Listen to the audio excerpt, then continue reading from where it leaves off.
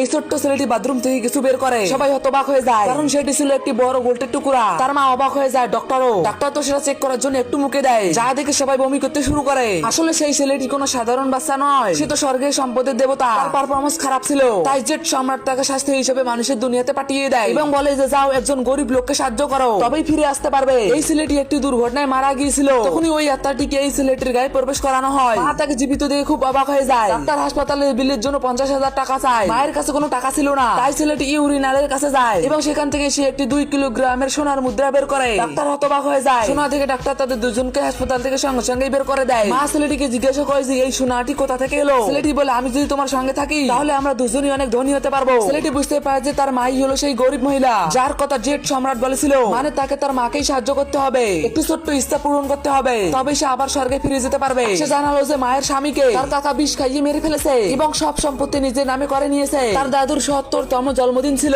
তাদের কাছে উপহার কেনার টাকা ছিল না। ছেলেটি বলে যে মা লটারি টিকিট নাও, মাসের টাকাটুকু দিও একটি টিকিট নেয়। এটি ছিল তাদের সৌভাগ্যের একটি নতুন এন্ট্রি, যা চেয়ান পরিবারের সৌভাগ্যের উৎস ছিল এবং তাদের এই পরিবারটি একটি গাছকে সৌভাগ্যের প্রতীক মনে করত। ছেলেটি বলে আমি এটাকে বাঁচাতে পারবো এবং ঘোষণা করা হয় যে এই গাছটিকে জন্মাতে পারবে সে 20 বিলিয়ন টাকা পাবে। ছেলেটি সেখানে গেল এবং তার উপরে পেশাব করে দিল, যা দেখে সবাই রেগে যায়। কিন্তু সঙ্গে সঙ্গে একটি অলৌকিক ঘটনা ঘটে, গাছটি আবার জন্মে ওঠে। ছেলেটি সবাইকে সত্যি কথা বলে দেয়, তোমরা ভুল লোকেদের বিশ্বাস করেছো। মা ও ছেলে সত্যিটা বলে এবং সবাই নিজের কাজের ফল পায়।